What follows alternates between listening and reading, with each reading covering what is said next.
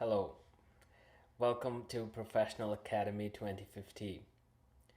Today's title for the book is Women Who Run with the Wolves: Myths and Stories of the Wild Woman Archetype by Clarissa Pinkola Estes, PhD. Uh, what's inside? Discover an exhaustible wellspring of energy, freedom, and inspiration within your soul. Unearth the wisdom and strength of women throughout history. You will learn 5 instructive tales from different cultures, how to break free of the shackles of life, the value of listening to your intuition, and to exercise healthy aggression. Key points. Number 1, cherish the wild woman. 2, blue bluebeard tyrants never change. 3, Vasilisa the Wise, healthy aggression as self-defense. 4, the ugly duckling, find those who appreciate your beauty. 5, the little match girl, cherish and nurture your gift. 6, the crescent moon bear, practice trumps knowledge. And 7 will be the conclusion. A brief note about Clarissa Pinkola Estes, PhD, the author. Clarissa Pinkola Estes is a Jungian ethno-clinical psychoanalyst, cantadora, keeper of the old stories in the Latina tradition, and the recipient of the President's Medal for Social Justice. Let's dive right into it. First up is cherish the wild woman. The civilized world is increasingly encroaching upon wild nature, and in doing so, a part of our souls are dying out. Rules and restrictions have been suppressing the wildish part of the human psyche for thousands of years. Women, in particular, have borne the brunt of this suppression because European culture has historically tried to subdue and curb them. Young and healthy women are like wolves when free, hardy, playful, driven by strong instincts, caring and devoted to their families. And like wolves, women wither when constrained by others. Even so, the memory of wild nature remains deeply ingrained in the female psyche, evoking a subtle longing even when unaware. The wild woman awakens in mothers when they bear and feed their children. She comes alive in the most daring dreams of girls when they are in love, and the mournful cry of an inconsolable widow consumed by the grief of loss. The wild woman ignites an artist's passion of creating masterpieces. She responds to the rhythms and melodies resonating in the voices of singing women. She fills their movements with strength in the dance. I would like to emphasize the next sentence. Encountering the wild allows you to reconnect with your roots, instincts, and freedom. I want to repeat that again. Encountering the wild allows you to reconnect with your roots, instincts, and freedom. Seek your wildish nature in dreams, symbols, legends, and rituals. Traces of this nature remain in fairy tales, waiting to be revealed. Think of these tales as healing medicine for the female soul. By analyzing each plot and learning from them, you will come closer to the integrity and unity of the wild woman and reclaim the forces of your female nature that have always been yours. As Clarissa Pinkola Estes quotes, if a story is seed, then we are its soil. Sounds promising? Well, get ready to explore 5 captivating myths. The first will grab your attention and draw you into this magical world. Next up, Bluebeard, Tyrants Never Change. The tale about Bluebeard starts by describing the main character. He has an indigo colored beard resembling a shadow of a hole at night. He's also known as a failed magician and notorious for pursuing women. Once he invited three sisters to the forest. After spending a fantastic day together, the girls started thinking he was not that bad. However, the two sisters still had suspicions, while the youngest was utterly charmed and eventually agreed to marry him. After their marriage, Bluebeard departs on a trip, granting his wife complete access to his house and giving her keys to all the rooms. He only forbade her from using a key that opened the hidden door. In his absence, her sisters came over to visit, and their curiosity led them to discover the horrifying truth behind the door: skeletons of Bluebeard's ex wives and lots of blood. Even though the youngest sister tried to cover up the revelation, Bluebeard learned about her betrayal and threatened to kill her. Ultimately, her brothers arrived and killed the abusers, thus saving her life. What does this story teach us? Firstly, building a relationship with wildest nature is significant for women's development. Women must carefully follow their path into darkness, ensuring they evade capture or harm. Secondly, it shows the importance of intuition. Despite his facade, the old sister's lack of trust in Bluebeard contrasts with the younger one's naivety. Her decision to open the forbidden door empowers her as she follows her inner voice, becoming stronger and wiser. The Bluebeard tale shows us that the awakening of a psychic center which helps us recognize predators and remember that they exist. Many women face the same scenario of marrying monsters due to naivety or misguided choices. While they try to cure their Bluebeards with love and affection, they overlook the key to the door with all the skeletons. I would like to emphasize the next sentence: danger can be attractive and intriguing, but following your gut and responding to wake up calls is essential to staying safe. Up next, Vasilisa the Wise, healthy aggression as self defense. The next fairy tale, Vasilisa, also known as Vasilisa the Wise, has a Slavic origin and starts with the enigmatic words once there was and once there was not. Vasilisa's mother is dying and decides to leave a gift for her beloved daughter, a doll that is supposed to protect her in any situation. After the mother's death, both the father and Vasilisa were grieving. Later, her dad meets a widow with two daughters and marries her. The new spouse doesn't like Vasilisa and treats her horribly. Eventually, she decides to get rid of her stepdaughter by sending her to old Baba Yaga to ask for fire. Vasilisa takes the doll that directs her to the house and sets out on a trip. The naive girl asks Yaga for help. The witch agrees, but only if the girl completes a few seemingly impossible tasks. However, the doll helps manage all of them and gives the girl hints on how to communicate with Yaga. Ultimately, the old witch gives her a skull with fire, and Vasilisa safely returns home. Once she is there, the skull kills her stepmother and sisters.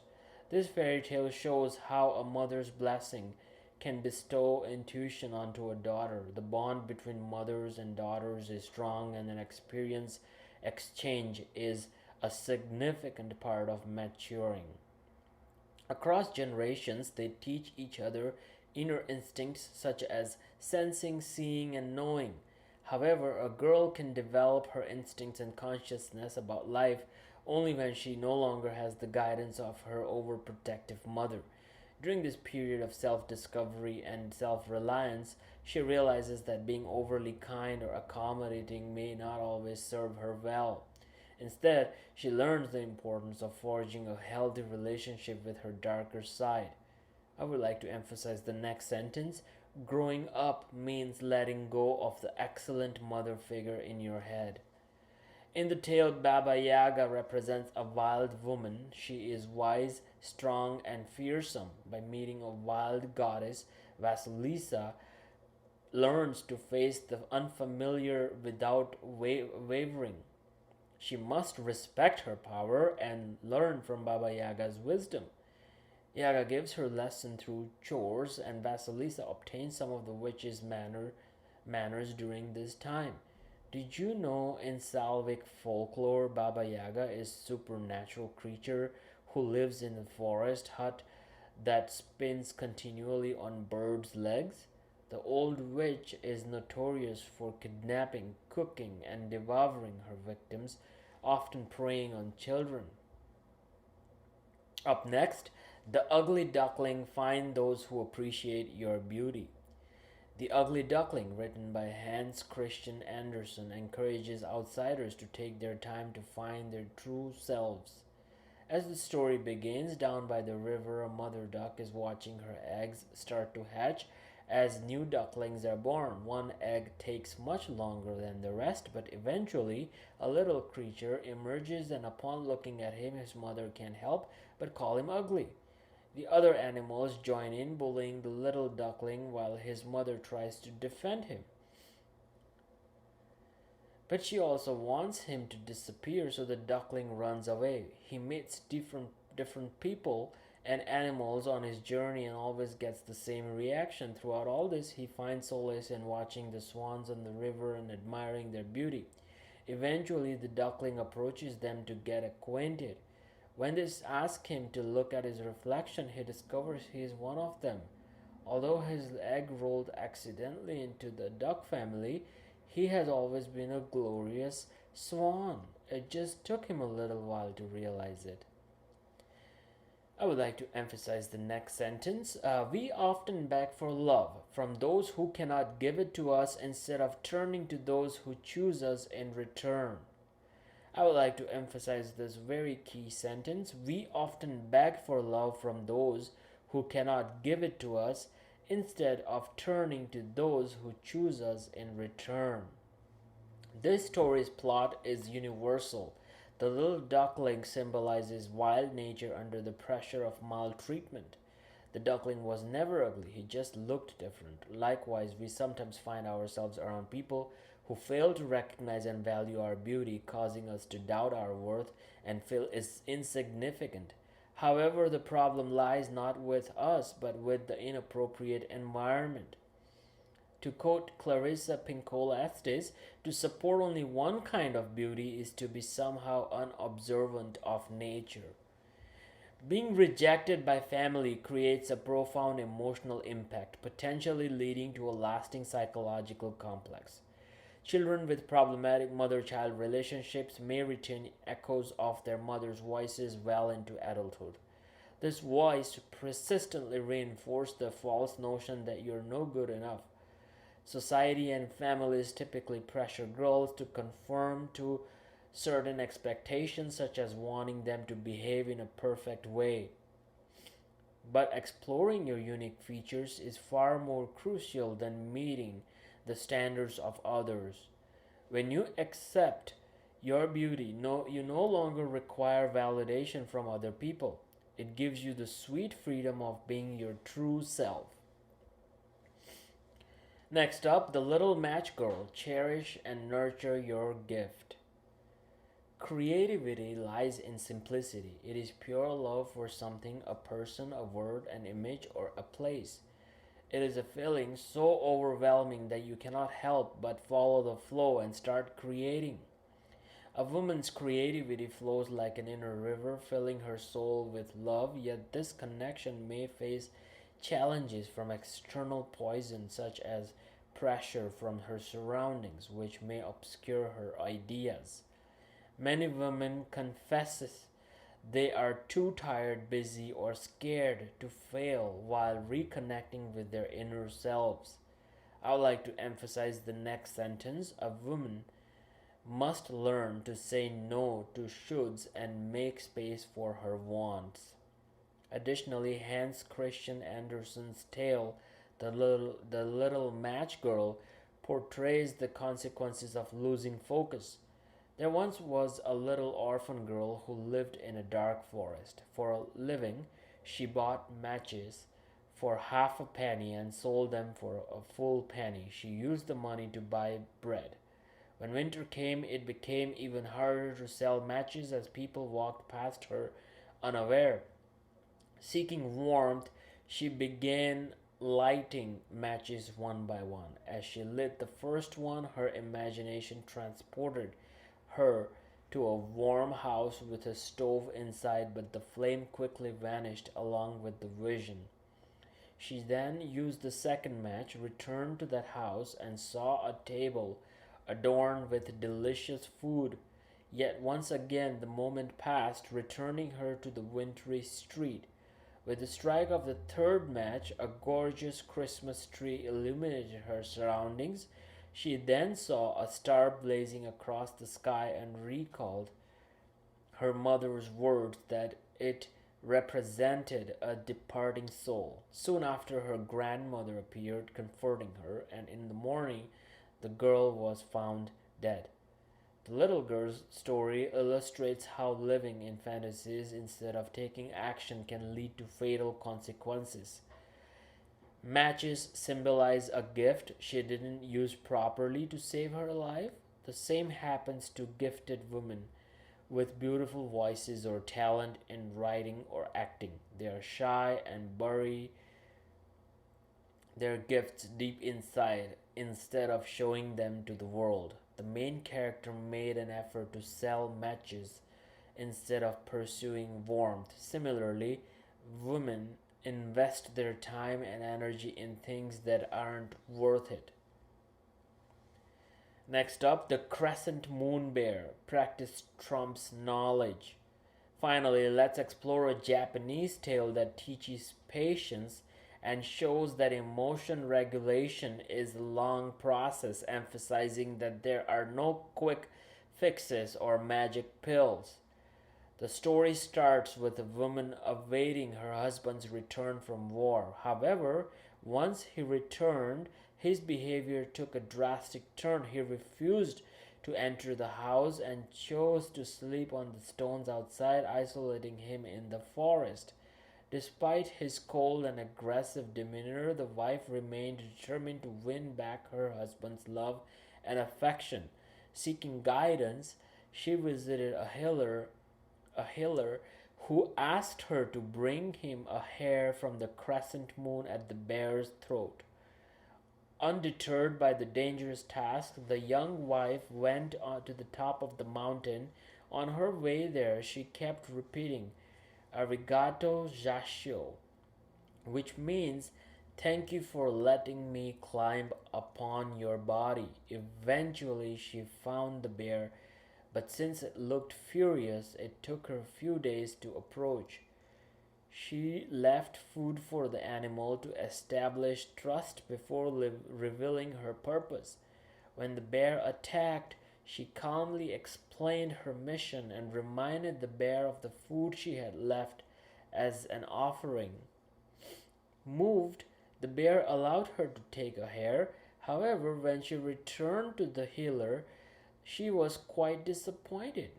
The man burnt the hair and said she didn't need it. Instead, she must return home and use her new experience to heal her husband.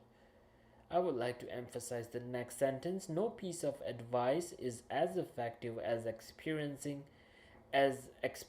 gained through overcoming trials. Again, to repeat the same, no piece of advice is as effective as experience gained through overcoming trials. Interestingly, the wife didn't understand the lesson right after her experience on the mountain. She needed to see the hair burned to grasp the value of her adventure. The bear symbolizes rage. She had to maintain an emotional connection with it before it eventually switched her from fears to goodness. From the beginning, the healer could have told her to be patient with her husband to cure him, but it wouldn't be as persuasive. Once the wife could melt the bear's heart, she could do the same with her husband. This story teaches us to recognize the value of primal rage and deal with it appropriately. Suppressing or denying it is useless. It is part of our wild nature. Instead of being afraid, We should accept anger as it points out the pain that needs attention. And lastly, the conclusion. Culture, to one degree or another, has distorted all the myths about goddess and the sacred secrets of female nature. As civilization progressed and some ethnic groups colonized others, storytellers removed sexual, mystical, and unethical details from their stories due to religious influence. So the legends that have come down to us have become scarce. However, they still contain archetypes, leitmotifs, leitmotifs, and symbols passed down by the ancestors.